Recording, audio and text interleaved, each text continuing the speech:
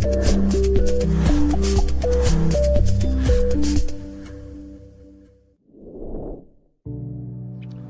morning. I had a woman ask me the other day about what I experience when I connect. The reason being, she and I were at the same place, and she saw me do some of that in front of a small group. And I had to think about it for a minute, because in my case I get a lot of pictures in my head.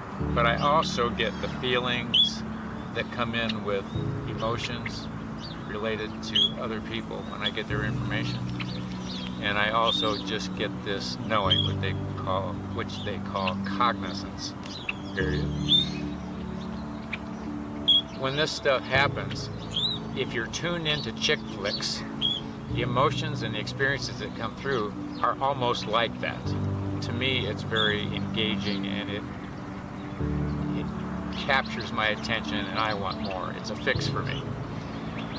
When you can learn to experience emotions of a person that's here and a person that is departed in their past experiences, it's quite amazing. But to nutshell the experience process, understand you've got receptors in your head in different locations. The trick is to learn where your receptors are that work for you.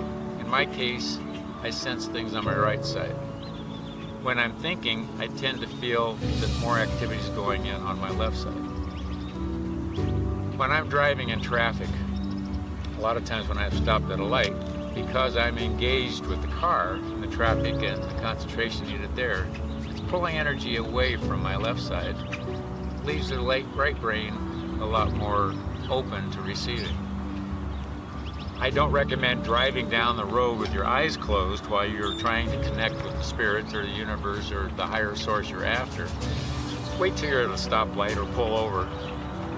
After a while, you'll learn to do it with your eyes open.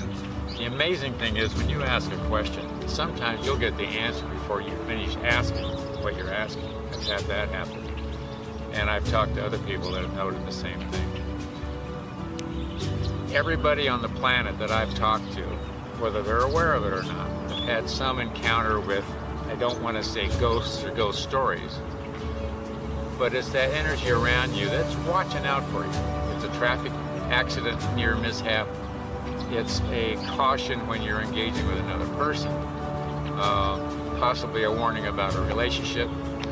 The trick is to know the difference between the information that's coming in to guide you versus your own, what would I say, addiction to your own thought and wanting what you want when you want it. When you're tuned into the process, and I recommend just playing with it as much as possible. It's like learning anything else. You learn to jump off of the diving board. You do it 100 times, you get good at it. So if you ask 100 questions, or if you write 100 songs, one of those songs is going to work for you. And it'll give you a chance to play with the process, and it's like anything else. The more you exercise the muscle, the stronger it gets. The more you play with your mind, the more open it becomes, and the more in tune you are with the way you think and how you process, it just clears everything up for you. And you can stand in front of the crowd and you can experience what I call the chick flick sensation. It's amazing. Once you get hooked on it, like I say, you'll not want to go back. Take care, engage, drive with your eyes open, keep tuned in, and see what happens for you. It's an amazing adventure.